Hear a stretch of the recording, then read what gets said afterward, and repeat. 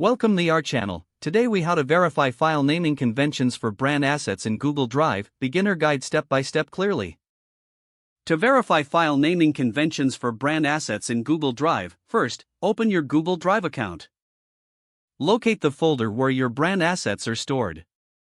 Click on the folder to view its contents. Take note of the file names currently in use. Refer to your brand's naming convention guidelines.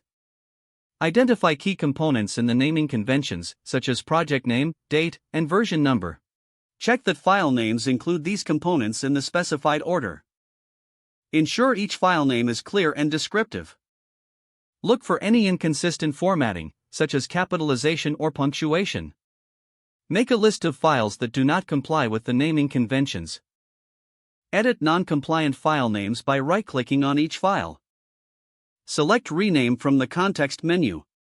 Type in the new file name that adheres to the guidelines.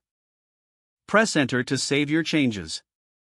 Continue this process until all files follow the correct naming conventions. Once finished, double-check the folder to confirm all file names are accurate. If needed, communicate any updates to your team. This will help ensure everyone is aware of the correct naming conventions. By following these steps, you'll maintain organization and clarity in your brand assets.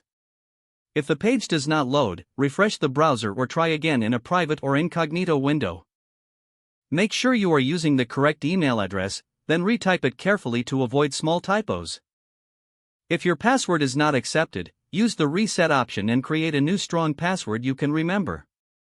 Check your spam folder for verification or security emails, then complete any requested confirmation steps. Enable two-factor authentication if available to improve account security and reduce unauthorized access risk.